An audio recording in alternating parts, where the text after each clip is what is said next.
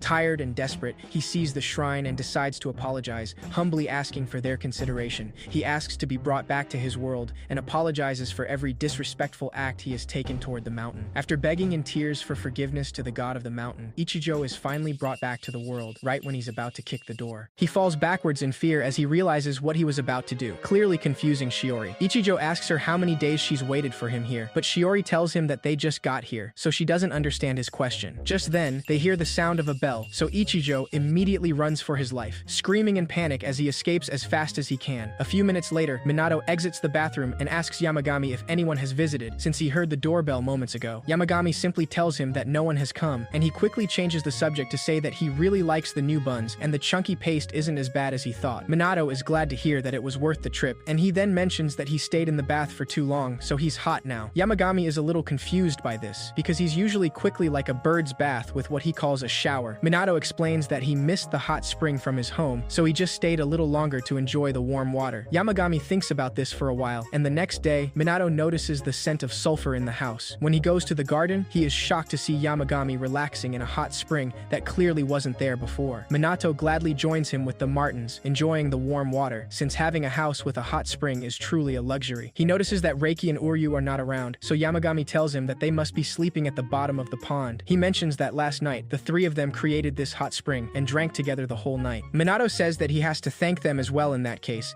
because this hot spring is the best. After staying there for a little too long, Minato's body gets hot, so he gets out of the hot spring and lies down on the floor, enjoying how nice and cold it feels. Siri worries for him and fans his face, though Minato assures him that he's fine. Utsugi suddenly comes down from the sacred tree and warns him that they've got a problem. Yamagami senses that they have another visitor, so Minato heads to the entrance to see who it is. He doesn't see anyone at first, but after a few seconds, he sees the creature he saved back then at the mountains. Since it's nervously hiding from them, Sari decides to approach him to see what he wants, and he informs Minato that he just wants to know if he can come in. Minato gladly invites him in, and this being later introduces himself as Kirin, though he's too nervous to speak himself. Sari decides to help him and translates everything he's saying to Minato, mentioning the fact that he wants to thank him for saving him the other day, of course. Minato kindly greets him, so Kirin gets happy to know he can communicate somehow, so he continues speaking through Siri. He thanks him and says that he was able to regain his sense of self after that, so he's grateful beyond words, and he will never forget his kindness. Minato keeps a smile on his face, patiently listening to him, but after half an hour, Kirin continues talking, and even Tarika has to replace replace Sari as the translator, since Sari got exhausted. 30 minutes more later, everyone but Minato has fallen asleep as Kirin continues telling them the story of his life. Tariqa continues translating his words, saying that Kirin is really grateful, so as a small token of gratitude, he'll make him a ruler with half the world under his control. As soon as he hears that, Minato quickly tells him that he appreciates the thought, but he kindly declines the offer. Kirin wasn't expecting that answer, so he asks him why he wouldn't want that, since humans are wretched and savage creatures who love to fight over land and resources and kill their own kind. Fujin and Raijin show up just then, saying that Minato doesn't really have greed like that, and having half of the world doesn't necessarily make someone happy. Minato thanks them for the help, since he didn't know what to do about Kirin at that point. He notices that they've grown bigger than before, so they explain that they're returning to what they're supposed to look like thanks to him. After all, he acknowledges them and respects them, which glorifies their presence. They feel grateful for that, so they decide to give him a fresh fish as a thank you gift, slicing it into small pieces so everyone can enjoy the sashimi. The Martins are really impressed because they used wind to slice the fish so easily, and they ask Minato if he can do that too. Minato hesitantly says that he'd like to be able to, someday, but for now he can only create a small breeze. He decides to give them a demonstration, and Fujin can see that he can control the power of wind to some extent. Yamagami enjoys the nice breeze he creates, but Minato gets a little scared when he makes him sneeze, so he stops using the power. Fujin sees this and mentions that he seems to be suppressing his power for some reason. He asks him if he's scared, assuming that he's worried about harming others. Minato admits that it scares him a little, so Fujin tells him that if he tries out his full force once to know his limit, then maybe he can handle it with more ease. Minato gives it some thought, but he gets distracted by a message from his mother, who informs him about a critical situation, saying that the nameplates are totally wrecked and the spares are destroyed. They urgently need him to create more, so Minato decides to do that first, though he thinks it's strange for nameplates to be broken, and yet it keeps happening at his house. When he asks about it, Yamagami tells him that someone is probably breaking them, and there must be something non-human living in his house. Just then, Minato remembers Zashiki Warashi and thinks that it's probably her. Yamagami explains that they break them as a way of telling him that the effect of the nameplate has expired. Minato mentions that long ago, there was a time when the nameplate of his home fell again and again, even though it was securely fixed in place. It might have been that Warashi was telling them to replace it by breaking it. Yamagami explains that the power imbued in the nameplate he created must have protected his home. With this, Minato understands that he has to make some and send them home quickly, though he doesn't know if he could do something better than he did back then. Yamagami tells him that it seems that his power to banish needs upgrading, because that way, he can imbue even greater power into his nameplate. He needs to strengthen his wind power for that, so he'll take him somewhere appropriate for that. Minato follows him to the back door, but when he opens it, he sees some kind of portal that leads somewhere else. He hesitates at first, but Yamagami asks him to go in, and when he does, Minato walks through a red torii gate and suddenly finds himself in a big forest. The Martins are already waiting for him there, and Yamagami explains that this is the sacred ground created by these minions. Minato is kind of surprised to know that they did all of this, since it looks really big. Yamagami tells him that he can unleash his worst in this place, so he doesn't have to hold back when using his power. Minato still hesitates, saying that he doesn't want to damage the trees recklessly. Yamagami insists and clarifies that it doesn't matter, because the trees are fake anyway, so he can slash them, chop them, and do whatever he wants with them. He tells him that he must forget his fear and give it his all, so Minato accepts and prepares himself, wanting to use his full power of wind for the first time. In a matter of seconds, Minato's eyes start glowing as he gathers all his power, creating a whirlwind that becomes bigger by the second. This power of wind soon becomes greater, almost creating a small cyclone that shakes the tops of the trees through the whole forest. The power is pretty impressive, and the Martins even have to hold on to Yamagami so they aren't sent flying away. However, after a few seconds using his full power, Minato suddenly stops, feeling a little dizzy. He passes out just like that, so Yamagami takes him back home, and once he wakes up, he explains that he exerted his power all at once. Minato apologizes, saying that he apparently needs more training. During the next few days, he continues training his power of wind, which helps him imbue stronger power than before on the nameplates he sends home. Time goes by, and after all his training, Minato can now use his power of wind for what he really wanted, sweeping up the fallen leaves around the house. That helps him finish the job in no time, and Yamagami tells him that he's gotten better at handling his wind power. Minato clarifies that he wouldn't dare compare himself to Fujin, but Fujin shows up just then and tells him that it's actually quite impressive. After all, he's putting the fruit of his training into action, and that is showing in his current skills. Minato tells him that it's all thanks to him, but he still needs to train even more. Fujin asks him to do his best, saying that he'll be strong enough to easily cleave the house of someone he doesn't like in two. Minato quickly clarifies that he's not that aggressive, so he also declines Raijin's offer when he asks him if he should give him his lighting power next. Putting that aside, he asks where the Martins are, and Yamagami informs him that they're also training as they speak. We see the Martins training, and Sari tells the others that what they lack is mental fortitude. Tariqa agrees, saying that they must let go of distractions and face themselves. They're clearly on the same page, but Utsugi is the only one who doesn't know what they're talking about at all. Without wasting more time, Sari and Tarika begin their meditation, so Utsugi quickly tries to copy them, even if he doesn't know what they're doing. Yamagami explains to Minato that when the Martins encountered an impurity with him on the mountain, they were completely helpless. That must have really bothered them, but Minato is glad to know that they are trying their best too. However, just a few minutes after their training begins, the Martins soon fall asleep instead of meditating. Sometime later, Minato decides to roast sweet potatoes in the garden, and both Yamagami and Uryu really enjoy the result. On the other hand, Reiki prefers sweet potato shochu rather than roasted potatoes. Minato asks Fujin and Raijin to help themselves as well, but they tell him that they can make roasted sweet potatoes whenever they want. As a demonstration, Fujin uses his power of wind to elevate the sweet potatoes into the air, and Raijin uses his power of lightning to roast them. However, they are clearly burnt at first glance, and Minato lets them know, but they don't seem to care too much about it. He then sees a trail of fruits leading towards the bushes, and that's when he sees Kirin hiding from him, so Minato assumes that he came back from traveling around the world. Kirin shyly affirms this, so Minato thanks him for bringing him rare fruits all the time. He invites him to have some roasted sweet potatoes with them, though he forgot that they're now burnt to a crisp. Kirin is terrified at the sight because he knows that humans have burnt their own kind at the stake since ancient times, and he fears that Minato will put him under the same treatment. Minato can tell that Kirin hasn't really opened up to him just yet, so Yamagami tells him that he heard Kirin likes beer. With that in mind, Minato decides to have some ready for the next time he visits. Just then, he hears the doorbell, and when he opens the door, Minato sees Harima, who isn't able to say a thing before passing out in his arms. Minato panics and takes him inside, waiting for him to recover to offer him some water and see what's going on, since he really looks exhausted. Harima apologizes for that and mentions that he feels stronger pressure than usual today, for some reason. Minato tries to play dumb and tells him that he's surely imagining it, but he knows that it's because Fujin and Raijin, Uryu, Reiki, and even the Martins are surrounding Harima right now. He quickly changes the subject and asks him what brought him here, so Harima informs him that he has a very special favor to ask of him. He explains that there is an evil spirit so strong that all of their Onmyoji combined can't defeat it, so he'd like him to go there and banish it. Minato is clearly surprised by this, and Harima tells him that it all started with a doll that was brought to a temple for purification. The person with the power of purification had passed away, so it couldn't be purified. Before they knew it, the doll turned into an evil spirit, and the true identity of that evil spirit must have been a deity of something. After all, the spiritual disturbance is so overwhelming that even Onmyoji like them can't approach. Minato doesn't understand why it has to be him though, so Harima explains that the temple exists in a special space, not of this world, kind of like this place. He's allowed to live in this sacred ground, so he thinks that he might be able to enter the other world. Harima also assumes that he can see them, the gods and divine beasts living in this residence. Yamagami suddenly steps in with rage, not liking the fact that he's counting on his powers, so he harshly asks him to know his place. Even though he can't really see him, Harima can feel his power, and it completely terrifies him. Even Minato is taken off guard by his outburst, and the Martins tell him that he's overdone it. With the intervention of the Martins, Yamagami manages to calm down, which makes Minato feel relieved. Harima reluctantly tells him that he's okay, but he's still wondering what that was. Minato then asks Yamagami if he can enter the other world with his power, and Yamagami confirms it without a doubt, saying that he's a mountain god after all. However, he will only help him on one condition. Later that day, Yamagami enjoys the sweets Harima brought, enjoying the exquisite rice cakes and bean paste from Saruga Humpo. Minato asks him if they should get going, but Yamagami clarifies that he's not going with him. The Martins ask him not to worry and inform him that they'll accompany him in place of Yamagami. They proudly tell him that they've completed their training already, so they're not what they used to be. Yamagami tells him that this is beneath him, so his minions will show off the fruits of his training. With that decided, Minato prepares for the journey, writing several notes to have them prepared just in case. After packing his things, he says goodbye to Yamagami and asks him to watch the house while he's away. Yamagami wishes him good luck, and as Minato leaves, he sees a leaf from the sacred tree getting into his clothes. Minato then takes the train and follows the directions on his notes, but before he knows it, the Martins stay behind, easily getting distracted when they see freshly baked apple pies in a store. He can't say no to them, so he decides to stop for a bit and buys fresh apple pie for them, saying that they must finish this job quickly and buy some more to take home. As they peacefully eat pie, they see several crows near them, and Siri mentions that it seems like one of these crows is showing them the way. They try following it, and the crow leads them to a place where the impurity is awful. Minato decides to go first to protect the Martins, and when they reach the front gate, he notices that the crows are staying away. The Martins can't blame them though, because there's an unbelievable impurity behind that gate, and even Minato can see it. He decides to call Harima to inform him that he has arrived, so Harima lets him know that he's at the back gate. Minato mentions that he's at the front gate, and there is a statue of a Neo-Guardian. Kotetsu tries to use talismans to disperse the impurity, but even using several at once, the impurity doesn't budge, so they can't even get close. Even though he's the one who asked him to be here, Harima asks Minato not to push himself and tells him that he must run if worse comes to worst. Minato accepts and tells him that he'll do the best he can, but as soon as he touches the front gate, he feels a small electric shock keeping him away. Siri explains that beyond that gate is the other world, so they will create a way in for him. The three of them place their paws on the gate and use their power to open it, letting Minato inside. Once they're in, Sari informs Minato where the main culprit is, but before he can go, a strange noise coming from the temple puts all the Martins on guard. Just then, three powerful evil spirits break through the walls of the temple and fly directly towards them, giving them no time to react. Minato immediately asks everyone to get behind him and uses one of his notes to exorcise the evil spirits. When the evil spirits are banished, three dolls fall on the ground, but they don't have much time to think about it because more dolls fly towards them right after that. This time, the Martins don't hesitate to back up Minato, fighting the dolls themselves and easily taking them down. After they fall, Utsugi can't help but feel proud, but the others quickly scold him and warn him not to let his guard down. Just then, one of the fallen dolls raises its head, and with its hair, it traps Utsugi and raises him in the air, attempting to slam him against the ground. Sari immediately reacts and uses his claws to cut the hair of the doll, while Utsugi safely lands in Minato's arms. Once they make sure the doll has been defeated, Sari scolds Utsugi because he told him not to let his guard down. Minato is just glad to see that they're all alright, but he knows that their problems are far from over, because there are even more evil spirits inside the temple. The main culprit is a doll that comes out of the temple, and as soon as they see it, they can immediately tell that the amount of impurity is off the charts. That can only mean that this doll is the main cause of it all, and they confirm it when the doll levitates over the temple and lets out a horrible scream, spreading the impurity everywhere. Minato wants to finish this up quickly and go home already, so he grabs a fistful of notes from his pocket and throws them all into the air. He then uses the power of wind to send them directly towards the cursed doll, but to his surprise, the doll reacts right away and uses its hair to tear all the notes. With a strong slash of its hair, it hits all the Martins at once, leaving them beaten and battered on the ground. Minato immediately worries for them, but the Martins ask him to watch out. Before he can react, the cursed doll grabs his body with its hair, completely trapping him and tightening its grip, making it difficult to breathe. Minato can't possibly escape from this, and he knows that at this rate, he'll be done for right here. In a desperate attempt, he asks Yamagami for help, and a few seconds later, he hears the voice of the Martins, who ask him to pull himself together because they're here for him. The three of them use their divine power, and Yamagami supports them from the sacred garden back home, howling to lend some of his power to them. With this powerful divine power, the cursed doll finally falls, releasing Minato right away. Minato doesn't waste any time and approaches the doll, which can barely move anymore. He pulls out his pen before drawing a line on the doll, saying that it must have been hard. As soon as he makes that line, the evil spirit leaves the doll, so it's now finally free of the impurity. Now that it's all over, Minato asks them if Yamagami was the one howling earlier, since he's pretty sure he heard him. Chirika confirms this and explains that Yamagami sent them power remotely, which is really cool. Despite how well that went, they warn him that not everything has been exorcised yet, so they must be careful and keep their guard up. Keeping this in mind, Minato cautiously enters the temple and sees the actual cause of all this, a former mountain god, completely possessed by impurity. Siri mentions that it seems to be in pain, and Chirika clarifies that the case is closed once he purifies this. Minato decides to help the former mountain god, but when he searches into his pocket, he realizes that he's used up all his notes. He's not done yet though, so he pulls out his notepad to quickly write multiple words to banish all evil and purify the former god. Once that's done, he brings the notes with his handwriting closer to it, but to his surprise, he realizes that he can't exorcise it. He already used all his notes, so Siri asks him if there's anything else he can write on. Minato thinks about it and tries to search for something, but just then, the whole place begins to shake, and they all realize that the other world is starting to break. Like always, Utsugi clings to him in fear and asks him to think of something quick. When they hear the loud sound of debris falling, Utsugi panics and gets into Minato's hoodie, but that's when he sees the leaf of the sacred tree. He immediately informs Minato about it, and he assumes that the leaves of the Kusunoki tree must have power because it's a sacred tree after all. With this in mind, he decides to try writing something, though doing so in the small leaf is no easy task, and he feels like he's about to collapse already because he's written down a whole lot since he got here. Even so, he's determined to see this through, so he gives it a try and writes Kusunoki on the tree leaf. With this sacred power, he manages to exorcise the powerful evil spirit, leaving the sphere of the former mountain god. The place is still falling apart though, and they're running out of time, so Minato grabs the sphere and runs away from the place with the Martins as fast as they can. Meanwhile, Harima and the others observe the place collapsing from outside, which makes him feel really concerned. Minato is still inside, so Harima tries to go save him without thinking, but Shiori immediately stops him, saying that they'll get sucked in too. Kotetsu agrees with her and tells Harima that they can't go there right now, so there's nothing they can do but wait. Minato covers his head to protect himself from the falling debris as he runs, but Sari tells him that at this rate they'll disappear alongside this other world. After hearing the alarming news, Minato quickens his pace, running as fast as he can because the exit is right there. However, a giant tree suddenly falls right in their path, and for a moment, Minato thinks that he'll get crushed by it. Just then, the power of lightning and wind save them, cutting the tree in half and creating a crack in the ground, making them all fall through it. When Minato wakes up, he realizes that he and the Martins are out of the other world, though they don't understand how. Fujin and Raijin show up just then, telling Minato that he's really high maintenance. Fujin reminds him that he did say that he would be strong enough to cleave the house of someone he doesn't like in two. That's what he did back there, and if it weren't for that, they would still be trapped in the other world. Minato agrees with a smile, saying that he has no excuse now, and he still has a long way to go. Harima later meets with Minato to thank him for everything, saying that he owes him a lot now, though Minato just tells him that he's glad he could be of help. Even so, Harima gives him a gift and asks him to relay his gratitude to the gods as well. Minato thanks him for his kindness and asks him if he'd like to have a barbecue with them. Harima quickly declines, saying that he's in a hurry, so he'll have to pass. Once he leaves, Minato and the others enjoy a barbecue themselves, though Yamagami sticks to the sweets he usually eats. He enjoys the flavor of the buns and says that smooth bean paste takes the crown with buns any day. Minato informs them that Harima gave them sweets, and while Yamagami is clearly interested, Utsugi moves first and leaves the barbecue to go for the sweets. The others scold him for leaving like that, asking him to finish his food first before eating any sweets. Minato takes care of the barbecue now, and while Fujin and Raijin enjoy the hot spring, he decides to bring them some cold sake. As he serves them the liquor, Kirin shyly comes out of the bushes, so Minato cheerfully tells him that he has beer for him, so he can join them if he wants. Kirin cheers up at that and decides to give him another exotic fruit, though as soon as he sees the durian, Reiki immediately kicks it away and asks him not to bring trash into the sacred garden. Kirin speaks up loudly this time, saying that it's not trash, but a respectable piece of fruit called durian. Reiki tells him that his nose must not be functioning properly, because that thing is way too stinky. Oryu joins the fight, wanting the stinky fruit away from the garden, but Kirin stubbornly insists. While they banter, Minato takes a moment to observe the Kusunoki tree, thanking him for the help. The Martins then inform him that the sphere is changing, and when Minato approaches it, the sphere suddenly transforms into a small chick, which is the last of the four spirits, Ho-Oh. Now that the four holy beasts live in his garden, things haven't really changed much for Minato, who keeps writing his shopping lists as talismans against evil. Meanwhile, Yamagami enjoys his strawberry daifukus, saying that they have a very plump and juicy flesh. He mentions that this collaboration of smooth bean pastes and strawberries is indulgent, so he really enjoys it. While they do their things, Minato notices that a bunch of birds are surrounding Ho-Oh, so Yamagami explains that it's his outdoor classroom, and he's teaching Japanese bush warblers how to chirp. Minato doesn't really understand it, but he's happy to see that Ho-Oh is so popular, since he's always surrounded by everyone, and the garden is more lively now. Everyone relaxes in the garden, and Minato can tell that spring has come due to how peaceful everything is. However, as they enjoy the day, a strange portal opens in the sky without them noticing. Meanwhile, Harima and Kotetsu get rid of evil spirits in an area infested by them. Despite how many they eliminate, more evil spirits keep showing up, and they're completely surrounded. Kotetsu mentions that they usually call this the Spring Evil Spirit Fest because there's so many of them, and it really chips away at their spiritual powers. Even so, Kotetsu still thinks that these are just small fries, so he decides to take care of the situation and summons his familiars, a shark and a penguin that eat evil spirits. Soon, all the evil spirits in the area are exterminated by them, and while the penguin can't eat any more evil spirits, the shark feels like it didn't have enough. Kotetsu reassures it and says that there will be more next time, so it doesn't have to worry. Harima receives a message just then, letting him know that there's another evil spirit nearby, so he leaves right away without a word. In the meantime, Minato exits a store after buying souvenirs for everyone, but as soon as he steps outside, the people around start calling him the Bird Whisperer. That's when Minato realizes that he's actually surrounded by birds, and it's all because of Ho-Oh, who's with him. He's become quite famous in town because of that, and people even take photos of him as he walks by. Minato tells Ho-Oh that this always happens when they go out together, though he doesn't really mind. As he walks home, he runs into the gardener, who's doing a clay figure-shaped hedge for a client and names it Specimen Number 25. Minato hears him talking to himself and decides to approach him, saying that his work is looking nice, and he almost wants to call it Mr. 25. He mentions that it's a rather avant-garde hedge, and the gardener explains that the owner of this house told him he could do whatever he wants with it. After all, he's been on a roll since he worked on his garden, and his shoulder hasn't given him more problems. The gardener notices the bunch of birds standing on the hedge all of the sudden, but Minato plays dumb and quickly escapes the situation. Meanwhile, the Martins approach Yamagami in panic, saying that they've got a problem because there's a bunch of abandoned kami realms in the mountain, and Minato hasn't come back from shopping. Yamagami asks them not to panic and tells them that it must be too many for them to handle, so he will take care of it. The Martins are kind of shocked that the Yamagami himself will take care of it, so they quickly follow his lead. After a while, Minato suddenly notices that the birds are gone, which makes him wonder if something happened. Just then, Fujin and Raijin show up and tell him that he has to go home as soon as possible. They inform him that there's an outbreak of abandoned kami realms and evil spirits today, though Minato doesn't know exactly what that means. Fujin explains that there are millions of kami in this world, and even more kami realms, or sacred grounds. Raijin mentions that some kami realms end up abandoned by their creator though. Just then, a portal opens in the sky, so Raijin uses his power of lightning to quickly destroy it. Fujin tells Minato that the portal he saw just now was an abandoned kami realm, and Raijin explains that a portal to it can be anywhere. It can be on the ground, in the air, or even in the water, and it moves around, which is problematic. Humans could get pulled in every now and then, and that's called being spirited away. Minato now understands why the birds didn't follow them anymore, though Fujin tells him that he seems awfully relaxed about it, and he should be the most vigilant here. After all, his affinity with kami is extremely high, and it's because he not only lives in the sacred ground, but he also bathes in Yamagami's hot spring. Raijin warns him that if he gets pulled into a nasty kami realm, he won't be able to get out by himself, so he must be careful. Before leaving, Fujin informs him that Yamagami has also set out to destroy the abandoned kami realms, so he has to get home soon. When Minato hears that Yamagami himself has set out to take care of the matter, he realizes that this is really serious, so he decides to take a shortcut to get home as soon as possible. In the meantime, Yamagami notices the several abandoned kami realms appearing in the sky. They're spreading toward Minato's house, which means they must banish it all right here. The Martins quickly split up to help him do the job, and Yamagami jumps right at one of the abandoned kami realms to destroy it. Since Minato is taking a shortcut, he notices the deplorable state of a shrine in one of the alleyways. The place looks really run down, so he stops for a moment to look at it, but that's when a voice suddenly whispers in his ear, saying that he needs to stay away. Minato is a little surprised by this, but cares more about where that voice came from than the warning itself. Before he can react, the doors of the shrine suddenly swing wide open, letting him see a portal that's trying to pull him in. Minato tries to stand his ground, but it's only a matter of time before the portal completely pulls him in. That's why Ho-Oh decides to quickly transform into a giant bird and lets out a loud cry. He goes back to normal after a second though, and both him and Minato are pulled in by the portal. Minato checks that Ho-Oh is okay and then stands up, noticing that he's in a green forest. He doesn't know where he is, but he's pretty sure it feels like when he stepped into a kami realm before, so he just assumes they are in one now. He notices that it's kind of hard to breathe as well, so they must find the exit quickly. As he walks through the place, Minato sees several wooden boxes thrown across the ground. There are too many of them, so he remembers what Yamagami said before. He explained that kami realms reflect the minds of their creators, and it's a replica of the space they find most comfortable. Minato just assumes that this creator must really love wooden boxes, and he doesn't give it much thought. After a while walking, he enters a strange cave, though the air becomes even worse in there. Despite this, he continues walking until he finds a woman sleeping on the ground. Minato assumes that she's the god who created this kami realm, but before he can say anything, the goddess wakes up only to complain about the dreary air, saying that it's so muggy she can't even sleep. She knows it needs to be ventilated, but she doesn't want to bother to do anything about it because she doesn't want to move and she just wants to sleep all day long. While she's in the middle of her turmoil, Minato decides to speak, asking her if she's the creator of this kami realm. The goddess confirms it, though she's a little confused to see a human in her realm. She recognizes Ho-Oh and notices that Minato seems to have a whole lot of protection, though she doesn't understand why he's here since she didn't summon him. Since Minato doesn't know the answer himself, she assumes that he's lost, though she still thinks it's strange because the portal should have been completely closed. Minato explains that a lot of portals to the abandoned kami realms are appearing in the outside world. The goddess feels a little offended by his comment, so she clarifies that she didn't abandon this realm. For a moment, she fears that her power got weaker, and Minato mentions that the shrine he saw on the way here seemed rather run down. The goddess sees the state of the shrine herself and confirms that he's saying the truth, though she doesn't know when that happened or how many moons it's been. She quickly leaves that aside and tells Minato that he's connected with Fujin because she can sense that he has his power. Minato is kind of surprised that she can tell, but the goddess is more surprised to know that a shrewd character like Fujin gave his power to a human no less. With this in mind, she decides to take advantage of the situation and tells Minato that she has a favor to ask. The goddess explains that she wants him to use Fujin's power and ventilate this place. After all, the air here is stale and it's really hard to breathe, even for her. Minato tells her that he can try if it's something he can do, and the goddess wonders when the last time this place was ventilated was. After thinking for a bit, she mentions that in human time, people were talking about stopping envoys to the Tang dynasty. Minato quickly realizes that it's been over 1,000 years in that case, though the goddess isn't even aware because humans come and go so fast that she can't even remember their names. Without thinking too much about it, she lies back down to sleep and wishes him luck, saying that she's counting on him. Minato quickly asks her if she'll help him get out of here when he's done with it, and the goddess easily accepts. He tries to make her promise it, but the goddess asks him to cut it out already, asking him if she seems like an irresponsible deity to him. She actually kind of looks like it, but Minato doesn't say a word, and the goddess suddenly remembers something. She opens a small portal and asks him to chuck all the wooden boxes in the area in there while he's at it. Minato has no problem with it, so while she relaxes and slacks off, he uses his power of wind to send all the wooden boxes into the portal. Meanwhile, the Martins continue destroying all the abandoned kami realms in the area, though Utsugi kind of messes up in the end and falls into some bushes. Yamagami soon approaches them to scold them, saying that they're all quite noisy. Siri informs him that he took care of the ones in the north, and while Tarika cleared the west side, Utsugi finished the east side. Yamagami praises them for their good job and tells them that they now have to rescue Minato. Minato. The Martins don't know what he's talking about at first, so Yamagami explains that Minato is trapped in a kami realm. Tarika now understands the cry of Ho-Oh they heard earlier, and Sari says that they must go at once in that case. However, just before they can leave, several abandoned kami realms appear in the sky again. They soon realize that there's no end to this, not to mention they're headed toward Minato's house. Fujin and Raijin arrive just in time, and with the power of wind, Fujin banishes all the abandoned kami realms in an instant. They ask Yamagami if he needs their help, since it looks like he's in trouble right now. Yamagami thanks them for their help and orders the Martins to go right away, asking them to leave this place to him. Raijin tells him that he can take a break, but Yamagami refuses to do so and uses his power to exterminate all the abandoned kami realms in the sky in a matter of seconds. Both Fujin and Raijin are impressed by his power, because it reminds them of when he used to be wild and erupting all the time. Fujin wonders when the last time this mountain erupted was, and Raijin tells him that it was over 1,000 years ago, probably. Yamagami just asks them to stop talking nonsense and clarifies that it was 1,500 years ago. Right after he says that, we see that Minato has finally thrown the last wooden box into the portal. The goddess is peacefully taking a nap, as she usually does, but when she opens her eyes, she's thrilled to see that the place is finally uncluttered. However, she mentions that the air is still rather stale, so Minato decides to use the leaves from the sacred tree in his garden, Kusunoki. He throws 6 leaves into the air, completely clearing the place from all impurity in no time. The goddess is kind of impressed, and she admits that that wasn't bad at all, though she's surprised that he just happened to have them on him. Minato explains that he was saved by these leaves the other day, so he had some on him, just in case. Now the air is more pure, and it is easier to breathe, so the goddess praises him for his job, and Minato tells her that he's glad he could help. The goddess then asks him if she can have some of these leaves if he has more of them. Minato gladly gives her the remaining leaf he has, and the goddess decides to inspect it, noticing how nice it smells. He admits that the scent of the sacred tree is rather strong, and the goddess tells him that she'll let him have some of her power as a thank you gift. Before he can even ask, the goddess points her finger at his head to give him her power, and she later informs him that it's a power to seal things. Minato doesn't fully understand it, so she explains that he can seal what can't be seen. That includes people's feelings, troublesome desires, supernatural powers, or the like. He can seal things like that in whatever he chooses. Minato just then understands what those wooden boxes really were, and the goddess confirms it, saying that humans pray to her about them, so she seals those away for them. Things like dreams they can't let go of, jealousy and resentment towards others, and supernatural powers they can't handle. The goddess clarifies that it doesn't have to be a wooden box, so he can find what works for him, and it's totally up to him to use her power or not. He's free to seal away the power to seal in there, or he can release it with conditions. The goddess slowly drifts off to sleep again, but just before, she tells him that anything is possible if he trains his power. Minato tries to stop her from falling asleep because he wants to know where the exit is. Despite all his efforts, the goddess is now deeply asleep, and Minato knows that he can't force her to wake up, so he wonders what he should do now. Just then, the Martins show up right in time, opening a portal themselves to save him. Thanks to that, Minato is back in the outside world in no time, and the Martins are glad to see he's safe, though they apologize for being late and explain that they got held up by a lot of abandoned kami realms. Siri assumes that he had a rough time as well, and Minato mentions that she was an extremely ancient deity, an unmotivated goddess, but he was given her power to seal things. Siri tells him that that must have been Amaterasu, and Minato is completely shocked to hear that, because she's not quite what he imagined her to be. As they walk back home, Minato asks the Martins how they knew where he was, and Sari explains that the voice of Ho-Oh gave them a good idea of where he might be. Minato realizes that the cry from earlier was a call for help from Ho-Oh, so he has to properly thank him later. Siri clarifies that he can also thank the wind spirit, because the voice of the wind guided them here. Minato remembers the voice he heard right before he got pulled in by the portal, and he now understands that it was the wind spirit trying to warn him of the danger there. Siri explains that it might still be hard for him to see and hear them, so he must focus and try to listen carefully. Minato decides to give it a try, and after focusing for a few seconds, he's able to hear the wind spirits, who tell him that they're glad he's okay. Now that he somehow heard them, Minato decides to thank them all for their help. Meanwhile, Harima gets to a different location with Kotetsu, but just as they arrive, 2 men exit the building and tell them that they're late, because they took care of the miasma around here already. The man asks them what brings them here to their jurisdiction, because when there are exorcists rooted in the area, Onmyoji can't banish evil spirits there. He reminds them that that's the unwritten rule, and leaves without another word. Kotetsu informs Harima that there are disgraceful exorcists who take on cases for outrageous fees, and that man is their leader, though he hopes they're not up to something. Later that day, Minato finally gets back home, but he's surprised to see that Yamagami has gotten small again. Yamagami admits that he overused his power again, so Minato asks him to eat his fill and grow big again. He mentions that he even bought Japanese sweets for him, so he should grow back to his normal size in no time. Yamagami gladly enjoys the sweets he brought him, though Minato admits that his small form is quite adorable, and it's a perfect size to play with Uryu and Kirin. Yamagami asks him not to make fun of him, and with a rather whiny voice he reminds him that he's a mountain god. A while after what happened, happened, Minato is worried to see that Ho-Oh still hasn't woken up. He transformed back to his original state to get help back then, so maybe he used too much of his power. Yamagami tells him that he's sure he'll wake up soon enough because Ho-Oh isn't the type to croak so easily. Minato is more calm after hearing that, so he decides to use his time to train in the meantime. He tells Yamagami that he wants to master the power to seal things that the goddess gave him, because if he can seal the power to exercise, it might help Harima and the others. Yamagami sees what he's doing and admits that it's an interesting idea to trap and contain the power he's been spewing out. Minato uses his handwriting on the lid of a wooden box, since it's what Amaterasu was using. He closes the box and tries to seal his power into it, and even though he can't know if it worked or not, Yamagami tells him that the power is actually overflowing like smoke, so it's not completely sealed. He explains that in order to seal it, he must see the image. Minato doesn't listen, because he's too busy trying to hold his laugh at the way Yamagami pronounces the word. Yamagami gets a little irritated, but he clarifies that Tarika told him that his pronunciation is horrible, so he's aware of it already. A few days later, Minato brings some Japanese sweets to Yamagami, who asks him how the training of the power to seal things is going. Minato tells him that he still has a long way to go, but he puts that aside to mention that he got a call earlier, and the person who was interested in viewing the house canceled yet again. This is the third time it was canceled last minute, so he's really confused, and he doesn't understand how no one would want a rural one-bedroom with nice living, dining, and kitchen area with a quiet, beautiful garden that comes with Yamagami. He's cleaned thoroughly and even had some Japanese sweets ready, just for them to cancel last minute. Yamagami simply acts clueless and says that thanks to that, these Japanese sweets are now his. As he enjoys the sweets, Yamagami notices that they have the color of Japanese bush warblers and the light cherry blossom color on the buns. These gentle, soft colors truly represent spring, so he decides to do something in the garden, making several cherry blossom trees grow there within seconds. Minato is completely fascinated by this, and Yamagami tells him that spring can't begin without the cherry blossoms. Despite how pretty everything looks now, Minato panics when he sees that Yamagami is small again. He asks him if his body is okay, and Yamagami admits that it might take a bit for him to grow back to his normal size. He simply goes back to eating the Japanese sweets, so Minato asks him how he did that just now. Yamagami explains that he used his eyes, because for him, that's the easiest method. Minato just then remembers that the goddess told him that he can find what works for him. That makes him understand that he doesn't necessarily need to use her methods, and with his regular notepads, he might be able to seal his power to exercise. Yamagami tells him that it's only natural that there are things that will and will not work for him. Minato quickly gets to work, and as he writes down some things, he hears the Japanese bush warbles chirping. He goes out for a bit to enjoy the sound, saying that those warbles are perfect sounds for this spring garden. Yamagami agrees, but the piece is suddenly interrupted when the last of the warbles completely goes out of tune. Minato sees the bird struggling and tells Ho-Oh that a teacher is needed. Just like that, Ho-Oh wakes up in a flash and immediately approaches the warbler to scold it, though Minato is just glad to see that he's completely recovered after sleeping for so long. Sometime later, the martins accompany him as he climbs the mountain, though he's having a hard time keeping up. Minato asks them why they're going bamboo shoot digging now, wanting to know if it has something to do with the power to seal things. Sari tells him that there are a lot of bamboo shoots on the Yamagami's mountain, so if he tastes some of that fresh spring delicacy, it might give him more power. Minato hopes that's the case, because he's already exhausted, and they still have a long way to go. In the meantime, Fujin and Raijin spend some time with Yamagami in the garden, enjoying some good liquor. Fujin confesses that he chucked the humans who were interested in buying this house into his kami realm for a while before releasing them. Yamagami isn't surprised to know that it was his doing, but he still tells him that that was a rather mean thing to do. Raijin reminds him that he trapped that guy who tried to kick the gate himself, but Fujin admits that that one actually deserved it. After all, any human who dares to kick the gate of the House of Kami should grovel out of gratitude for being spared their lives. Just then, Fujin notices another abandoned kami realm in the sky, and it's moving towards the mountain. Yamagami mentions that Minato seems to be attracting it, so Raijin simply uses his power to destroy the kami realm. He then says that he's seen many humans before, but attracting kami realms isn't normal. Despite being human, he lives in a kami realm and is around them, which must have had some weird effects on him. Fujin also mentions that Minato was pulled into a kami realm the other day, so maybe he should give him a bit more power so something like that doesn't happen again. Yamagami asks him not to do that, because if he gives him more, Minato will cease to be human. Fujin accepts and gives up on the idea, saying that what matters is how he'll use his powers from now on. Back to Minato, he's completely exhausted after walking for so long, but the martins try to encourage him and tell him that they're almost there. After a while, they finally find the bamboo shoots, and there are tons of them ready for digging. Minato is glad to see that they finally found them, but he informs them that this was so last minute that he didn't have time to get a hoe. As he figures out what to do, a giant bear suddenly appears before him, so Minato freezes in panic, wondering if he should pretend to be dead, though it's a little late at this point. Yamagami's voice suddenly speaks through Utsugi, making him calm down and asking him not to worry, because there's nothing to fear. Minato doesn't understand a thing, so Yamagami explains that what he saw is what they call a gentle giant. Minato completely forgets about the terrifying bear, because because he's more surprised to see that Yamagami can be in Utsugi's body. Yamagami reminds him that these are his minions, so this is a piece of cake. The bear suddenly roars again, but this time Sari translates what he wants to say, and he informs Minato that the bear wants to thank him for taking care of their chief. Yamagami explains that he's talking about Kirin, and the bear tells him that he'd love to show appreciation. Without waiting for a response, the bear simply walks towards the bamboo shoots and digs one with his bare claws. Minato witnesses the bear's strength just then, and he immediately feels glad to know that he's on their side.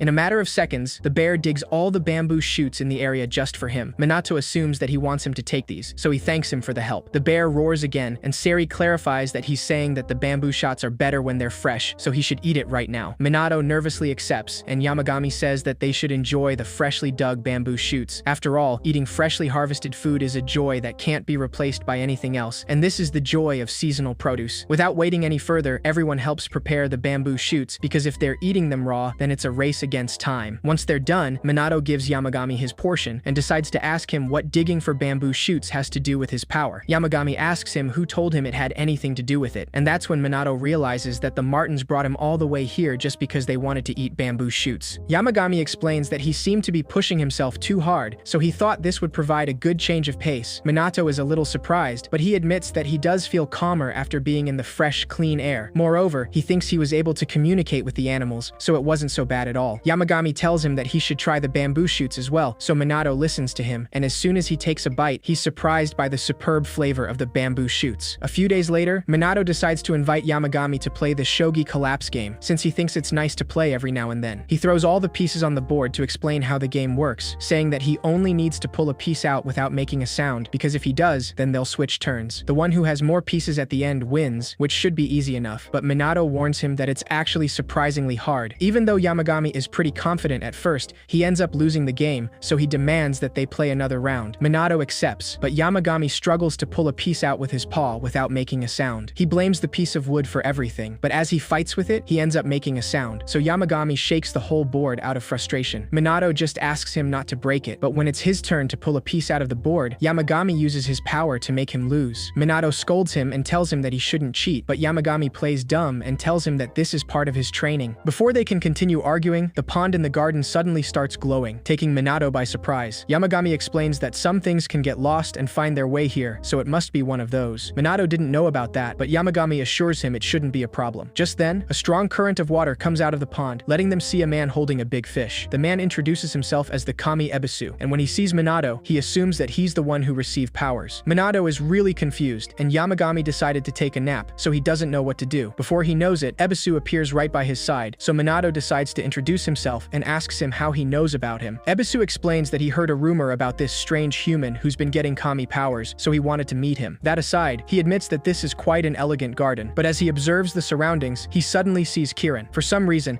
Ebisu immediately feels tense, and even though he doesn't understand why, he says that he never wants to lose to that thing, no matter what. Minato doesn't understand what's going on, and Ebisu starts wondering if this feeling is burning passion or perhaps love. Minato doesn't even know what to say to that, and Ebisu just says that this must mean that spring has finally come to him. Kirin just takes a can of beer and walks away, and Minato tries to tell him that he doesn't think that's what it means, which makes Ebisu feel kind of disappointed. Leaving that aside, Ebisu notices that there's a hot spring in the garden too, so Minato gladly invites him to get in if he wants. Ebisu doesn't hesitate, so after getting Yamagami's permission, he gives them some taiyaki as a thank you gift, though Minato is surprised since he got the taiyaki out of the fish's mouth. Yamagami immediately wakes up from his nap to ask him if they're filled with smooth paste, since that's the only thing he cares about. Ebisu informs him that he's got him different kinds, and of course there is smooth paste too. Minato thanks him for the gift, and Ebisu decides to soak in the hot spring for a bit. As he enjoys the warm water, Ebisu sees Minato serving some alcohol to Uryu and Reiki, so he mentions that it's straying off quite a bit, though Minato doesn't understand what he means. Sometime later, Minato decides to continue with his training, and it feels like he's almost getting a hang of the power to seal things. He decides to go to the garden to rest for a bit, and when he sees the weather, he says that the fox's wedding, or sun shower, is over. A small dark fox suddenly shows up and tells him that they're not giving away their bride because of the weather. Minato is surprised to see another visitor, and the fox excitedly asks him if this is his residence. He clarifies that he's just the current custodian of this place, so it's not really his. Minato notices that the fox can't stop staring at the hot spring, so he asks her if she wants to soak in it. The fox nervously denies it and explains that she's in the middle of an important errand. Minato asks her if it's urgent, and she admits that she wouldn't say that it is, but she's still reluctant to accept. It's obvious that she's not being honest. So Minato mentions that today's lunch is inarizushi, so she could join them for lunch. That immediately grabs her attention, so she gladly accepts the invitation and introduces herself as Tsumugi, a minion of the mountain god who resides in the mountain next to this one. She then asks him if his inarizushi is homemade, because the store-bought ones are just as wonderful, but nothing beats homemade inarizushi. Minato tells her that it's actually homemade, with wild vegetables, but he can't guarantee she'll like it. Tsumugi tells him that the fact it was made with care by human hands makes it more than valuable enough. She suddenly notices Yamagami's presence and decides to properly greet him, so Yamagami invites her to eat first and soak in the hot spring later. Tsumugi bows and thanks him, so Minato is shocked to see that Yamagami looks like an actual god. Yamagami feels offended, so he reminds him that he is a great mountain god, and Tsumugi informs him that he is a rather high-ranking kami. She later enjoys Minato's food and immediately starts glowing with delight, finishing all the inarizushi in no time. Minato is glad to know that she liked it, and Tsumugi tells him that it's against her policy to owe a favor, so he must accept a token of her gratitude now. She gives him a golden peach that she harvested at home in the garden they're so proud of, as good as this garden. Tsumugi mentions that this is for kami only though, so perhaps he shouldn't eat it. She explains that this fruit will never rot and it smells really great, so he can put it up as a decoration. Minato hesitates at first, wondering if he should really have something like that in the house. Tsumugi insists, saying that her master kami actually entrusted her with it, and they said it would prove their garden was superior. Minato finally accepts the gift and thanks her, and he then asks Yamagami what he should do with it. Yamagami simply tells him that he'll eat it later, and Minato asks him if he knows Tsumugi's master kami. He doesn't get a clear answer though, so Minato puts the topic aside and asks Tsumugi to enjoy the hot spring if she wants. Tsumugi gladly accepts, and she asks him if he bathes there too. Minato tells her that he bathes there every day, and she tells him that that makes sense because he doesn't feel like a human. Tsumugi enjoys the hot spring for a while and then takes her leave, but Minato is still thinking about what she said, and he tells Yamagami that he's apparently not like a human. He was sort of aware of it, but now he knows that Ebisu meant that he was straying off from being human. Yamagami confirms it, and Minato says that he's just a mere mortal, so there's no way he could not be affected. Minato confesses that he wants to be able to master the power to seal things, but he's scared of changing. Yamagami asks him not to fear, because even with powers, he is still him. Minato asks him if he'll be able to die a human, and Yamagami promises that he will, so he must give it his all to his training and learn to wield his powers. He then tells him that the hint to the power to seal things might be in his past, because he's been able to see things since he was small, things that aren't human. Minato tries to remember when he was just a kid, the day he decided to leave an offering to Zashiki Warashi, and she left a 4-leaf clover for him. He then remembers that the first time he saw it was when he was only 5 years old. Now, we go back in time to that very moment when Minato manages to see Zashiki Warashi for the very first time. As soon as he sees the 4-leaf clover she left for him, Minato grabs it and runs to tell his grandfather what happened. His grandfather is glad to see that he became friends with her, so he informs him that she says it's in return for the snacks. Warashi is a yokai who has lived in the house even before his grandfather was born, and despite that, it was pretty easy for Minato to become her friend. They now spend a lot of time playing, and Minato teaches her the games he knows. His grandfather can see a lot of yokai that he can't see yet, including some troublesome ones that make a mess every now and then. As he deals with one of these yokai, he sees Minato sharing a Monica wafer with Warashi, which makes him realize that he's getting used to acting like a big brother already. Later that day, Minato returns home after spending the day playing outside, but just as he walks through the entrance, a yokai named Hihi grabs his hat to mess with him. Minato asks him to give it back, but Hihi just laughs on his face and mocks him for a few minutes. He then hands him the hat, so Minato thanks him, but just as he's about to grab it, Hihi takes it out of reach again and laughs. Minato immediately looks for his grandfather to tell him what happened, saying that Hihi is being mean to him. His grandfather laughs and explains that yokai are awfully bored, so that one is toying with him to have fun. Minato still doesn't understand, and he clarifies that that doesn't make it okay to be mean to him. His grandfather just tells him that whether he can get along with Hihi is up to him. The next day, Minato returns home, but he's more cautious than usual as he approaches the entrance. Despite how careful he is, Hihi ends up snatching his hat once again, laughing as he messes with him. Minato tries to get his hat back, but after a while, he realizes that it's useless, so he decides to try something different this time. He steps back and asks Hihi to promise him that he won't play tricks on him anymore, because if he does, then he'll give him a Castella cake. Minato knows that Hihi likes Castella, since he saw him take some from the house altar the other day. Hihi immediately tries to take the Castella cake, but Minato warns him that he has to give him his hat back first, or he won't get anything. Hihi thinks about it for a moment, and he then puts the hat back on Minato's head and runs away with the Castella cake. Ever since then, Hihi and Minato became great friends, so he spent time with him and Warashi. Eventually, Minato's grandfather passed away, and one day, when he was in the 5th grade in elementary school, he saw something he had never seen before. Minato walks back home with his friend Ranmaru, who does nothing but complain about how hot the day is. Minato warns him that saying that it's hot only makes it worse, so they should instead think about stuff that will cool them down, like his snack for today, which is shaved ice. Ranmaru tells him that he's jealous, but he then clarifies that he's joking, because because he will actually have ice cream as a snack today at home. Talking about that doesn't help them cool down at all, so Ranmaru sits down for a moment, feeling really exhausted. Minato just laughs, but he notices that the day has suddenly turned darker, and that's when he sees the eye of a giant yokai lurking behind the trees. The yokai slowly steps towards them, and Minato backs down in fear, remembering his grandfather's words. His grandfather once told him that if he ever encounters a yokai outside, he must run before they notice him, because not all yokai are friendly. With this in mind, Minato tells Ranmaru that they have to go right now, but since his friend doesn't understand his urgency, he makes up an excuse and tells him that he just wants to have his shaved ice right away, so they have to run. This clearly doesn't work though, and Ranmaru just complains and stays where he is, saying that it's too hot to run. Minato insists and tries to convince him, letting him know that his home is not that far from where they are right now. Despite all his insistence, the moment he looks up, Minato realizes that it is already too late, because the yokai is right behind them, reaching for them with its hand. However, that's when he hears the clapping of two hands, and just like that, the day is bright and back to normal. The man who clapped his hands to get rid of the yokai warns them that if they keep playing under the scorching sun, they'll suffer from heat stroke. Minato is surprised to see that the giant yokai disappeared, and he still doesn't understand that it was the man's doing. Before he can question it any further, the man approaches them and mentions that he heard there's a hot spring town around here. Both Minato and Ranmaru know what he's talking about, so they decide to take him to the hot spring town. Minato asks him if he booked a room for tonight, and when the man denies it, Ranmaru tells him that he might be out of luck in that case. After all, the rooms are usually fully booked around here, even at this time of year, since it's pretty popular year-round, and every inn here is cozy and awesome. The man is pretty impressed to hear that, and he admits that he would love a chance to enjoy that. He then tells Minato that he'll visit his place and ask if anything is available, but Minato only asks him how he knows that his home is an inn. The mysterious man doesn't answer his question, and he ends up staying at Kusunoki's inn, run by Minato's parents. There was a sudden cancellation on that day, and luckily a room happened to open up, so the man was able to enjoy the hot spring. For some reason, the yokai acted restless and stayed away from the room this gentleman stayed in. Later that day, as Minato complains about his homework, the mysterious man approaches him to see what he's doing. The moment he sees Minato's handwriting, he praises how nice and easy to read it is. Minato thanks him, slightly confused and surprised, and the man explains that it's like his pure and honest heart is within these letters, so he has to make sure to treasure his gift. That compliment makes Minato really happy, so he takes what the man told him to heart, and the nameplates he makes for his house come out really well after that. Back to the present time, as Minato tells Yamagami the story, he also mentions that the men must have known that his handwriting had the elimination power. Yamagami tells him that he was most likely what they call a traveling exorcist. He explains that, unlike Onmyoji, exorcists are regular folks, but he must have had significant power. Minato now understands why the yokai stayed away from him, and Yamagami decides to change the subject to ask him how his training to master the power to seal things is going. Minato had completely forgotten about it, and he mentions that he was practicing sealing the elimination power into a talisman. Yamagami informs him that there was a hint for it in his memories, because that exorcist saw what's at the core of his power. Minato remembers the exact words that man used, and he starts to understand it a bit better now. He immediately gets to work, writing down a talisman as he imagines that he's sealing his heart into it. When Yamagami sees his work, he tells him that he has finally succeeded, which makes Minato really happy. In a change of scene, we see two women named Tsubaki and Fujino in an abandoned building, easily getting rid of powerful evil spirits. Kotetsu and Harima approach them just then, and Tsubaki informs them that they've done all they can with their weapons and spiritual powers, so they now need the Jade One's talismans. Harima gives them two talismans he got from Minato, and both Tsubaki and Fujino are amazed to see the power they hold. Three more women come running to them just then, and they all ask Harima to give them talismans as well, since they're being chased by countless evil spirits. Even Kotetsu thinks that these are a lot of evil spirits, so Harima doesn't hesitate and gives them all a talisman. With only 3 talismans, they're able to dispel the evil spirits in a matter of seconds, and with that, they finally clear the area. The women sigh in relief, realizing that they've been saved by these talismans, so they're very thankful to the Jade One. Kotetsu just observes them and tells Harima that these girls in his family are pretty, but not exactly quiet and reserved. Right after getting rid of the evil spirits, all they talk about is taking a long bath and binge-watching movies. Tsubaki clarifies that before that, they must wipe out the evil spirits, so he asks Harima for more talismans. He informs her that he only has 1 more left, so Tsubaki asks him to go immediately. Before he can leave to get more talismans, the rest of the girls approach him, knowing that he's going to meet the Jade One. They're all curious about what he's like, but they assume it's a man, so they ask Harima if he's good-looking. Fujino stops them and asks them to cut Harima some slack, since their dear brother has no understanding of what makes a man handsome. Kotetsu can't hold his laugh when he hears that, but Harima tries to ignore their comments and simply leaves. He tries to mentally prepare himself to visit Minato, but as soon as he steps into the house, he feels a powerful pressure coming from multiple kami, even stronger than the last time he was there. By the time he gets to the garden, Harima is already breathless, and Minato doesn't understand why. Harima simply brushes it off and asks him about the talismans he had asked him for. Just then, he sees water splashing splashing in the pond, which makes him wonder if the spirit animals are raging out of anger or something like that. Minato denies it, but he doesn't know how to explain that it is actually Uryu simply playing and jumping around in the pond as Reiki takes a nap on a rock. He just asks Harima not to worry about it, but since he doesn't explain a thing, Harima is just shocked to know that Minato doesn't even bat an eye at the raging spirit animals. As he silently admires him, Minato gives him the talismans he made and explains that he actually received a new power the other day. Using that, he sealed the elimination power into the talismans, so the power won't leak out, and its effect should last longer. Harima is surprised to hear this, so he thanks him for the effort and accepts the talismans. As they speak, he can't hide the pain he feels in his shoulder, and Minato mentions that he looks tired. Harima doesn't deny it and explains that there has been an outbreak of evil spirits lately. Just then, Fujin and Raijin show up to visit Minato, since it has been a while already. Minato gladly greets them, and even Fujin mentions that Harima looks quite exhausted. Raijin agrees with him, and since he feels kind of bad for him, he says that he could give him an electric shock to make him feel better. Harima can't see or hear anything, so Minato informs him that Raijin wants to give him an electric shock. That clearly takes Harima off guard, and before he can say anything, Raijin places a hand on his shoulder and gives him a strong electric shock, making him scream in pain. Minato panics when Harima passes out on the spot, and Raijin wonders if it was too strong, perhaps. Yamagami simply enjoys his sweets, as always, not even fazed about the whole situation at all, as Minato tries to help Harima come back to life. The next day, Minato decides to go shopping with Yamagami, but he's still worried about Harima, hoping that he's doing okay. Yamagami reassures him and tells him that the rest is up to him, so he doesn't have to worry. Leaving that aside, he mentions that he's looking forward to the new Sakura Mochi from Eches and Te, so he wants to get home quickly to try it. Minato agrees, but he suddenly stops walking when he senses something strange around the area, and the air starts feeling heavy. Before he can react, an abandoned kami realm appears right behind him, and it pulls in both him and Yamagami. After they fall into an unknown place, Yamagami wonders what's the matter with himself, and explains that he was distracted by the thought of Sakura Mochi. Minato simply observes his surroundings and mentions that this must be the kami realm of a god that's fallen. Yamagami confirms it, and informs him that this was created by someone who's not that strong. They don't know where this kami is though, so Minato asks him how they'll get out of this place. Yamagami tells him that he just has to tear open the space with his power of wind, so Minato decides to give it a try. However, before he does anything, he asks Yamagami what will happen to the kami who created this if they get out of here. Yamagami explains that if they let it stay abandoned, impurity will amplify, and eventually, it will start to affect its surroundings. He knows that Minato can't possibly just leave it alone, because he's too nice to say no. Minato agrees, but Yamagami tells him that that's very much like him, so it isn't a surprise. Without wasting any more time, Minato decides to look for the kami who created this place. As he walks around with Yamagami, he comes across a rusty sword surrounded by dark miasma. Minato wonders if that's the kami they're looking for, and Yamagami lets him know that it was originally a sword. For a moment, Minato thinks that it was the god of swords or something like that, but Yamagami clarifies that man-made objects are not natural dwellings for divine spirits. He explains that this is a divine spirit channeled into a sword by humans, which is why he said it was originally a sword. For some reason, Minato's chest feels tight when he looks at it, so he assumes that the kami is angry. Yamagami admits that it seems that way, and he asks him what he will do now, wanting to know if he'll eliminate him. Minato gives it some thought and mentions that this kami is probably angry because it wasn't respected. Yamagami asks him what makes him say that, and Minato explains that the sword is rusty all over, so it's clear that it wasn't taken care of. After all, if it was cherished and worshipped, it wouldn't look like this right now. Yamagami confirms it, so Minato tells him that he doesn't want to eliminate this kami, and he is going to try and purify it with the new talisman instead. As soon as he pulls out the new talisman, his power starts shining all over the place, but it doesn't immediately fix the problem, since the impurity is incredible. Despite how difficult it seems, Yamagami tells him that he's doing a good job, because the normal talisman would have lost its effectiveness already, unlike this one. Once Minato finishes using the talisman, he admits that the power to seal things was really helpful. It apparently helped dispel all the dark miasma surrounding the sword, though it still looks rusty. Yamagami asks him to leave the rest to him, though he clarifies that he has never looked after another kami before, so he doesn't know what will happen. Minato is a little taken off guard by that comment, and he tells him that that doesn't make him feel assured at all. Despite that, Yamagami ignores his concerns and touches the sword, making it shine brightly. The light blinds Minato for a brief moment, but when he opens his eyes again, he's surprised to see that the kami is entirely gone now. Yamagami explains that he rescued the kami, so everything is fine now, which makes Minato feel relieved. However, that feeling doesn't last long, because the whole place soon begins collapsing. Huge rocks start falling all around them, so Yamagami explains that this place will disappear soon, and he must use the power of wind right away to get them out of there as soon as possible. Minato complies and immediately gets to work, and while he tries to figure out a way to escape the place with his power, Kotetsu gets rid of the evil spirits in an abandoned building somewhere else. Since there are a lot of evil spirits, he summons his familiar, number 5, a giant whale that swallows them all in a matter of seconds. Soon enough, the area is completely cleared, so Kotetsu praises the whale, saying that it did a good job. However, the whale just complains in response, making him understand that it is already full and it can't possibly swallow more evil spirits. To make things worse, more evil spirits surround him in no time, so Kotetsu starts wondering what's taking Ichijo and Shiori so long. Meanwhile, Ichijo is also completely surrounded by evil spirits, but he has no way of defending himself. Just then, Shiori shows up with several talismans and saves him in time, getting rid of the evil spirits. Even though she just saved him, all Ichijo does is complain, saying that she's too slow to rescue him. He almost calls her adorable accidentally, but he quickly takes his words back and tells her that she has gained weight, so that's why she was slow to get here. Ichijo clarifies that she's dragging him down more than before, but before he can continue talking, he hears the sound of a bell, and that immediately brings him flashbacks from that nightmare Yamagami made him live. Ichijo panics instantly, and Shiori is glad to see that this trick works like a charm, since she just has to play the sound of a bell on her phone. While she enjoys messing with him, Tsubaki and the rest of the girls deal with the evil spirits outside, but they soon realize that they're running out of spiritual power, and they're already out of talismans. They're all surrounded right now, and even though they don't know what to do, Tsubaki asks them to remain calm. Just then, Harima shows up with a new talisman and gets rid of the evil spirits, saving the girls in no time. Tsubaki is surprised to see the new talisman, since he exercised so much with it, and yet the power is still there. Harima explains that they're new talismans with the elimination power sealed in, so they will last longer than usual. The girls are amazed by the Jade One's power, and they all wish they could meet him. Just then, a bright jade light blinds them all, and even though they can't see anything, they know that it's the Jade One. Tsubaki quickly puts on sunglasses and tells him that he has their gratitude. Minato is just confused to see that they ended up in a strange spot after getting out of the abandoned Kami realm, and he's surprised to see Harima surrounded by beautiful women. Yamagami explains that they must be relatives, and to them, what he has in his hand must be blindingly bright so they can't see a thing. Minato simply decides to go home, but when he sees Kotetsu's hat, he remembers the mysterious man he saw when he was a kid. Despite the resemblance, he's sure that it can't be the same person, so he quickly forgets about it. A strong wind almost blows Kotetsu's hat away, so he immediately secures it on his head and explains that it's his old man's trademark since he was an exorcist. When Yamagami gets home, he finally enjoys the sweets Minato bought, and they're so good that they even help him go back to his normal self. Minato then sees a sphere that comes out of his fur, and when Yamagami tells him that it's the divine spirit that was in the sword, he decides to put it somewhere in the garden so it can rest and get better soon.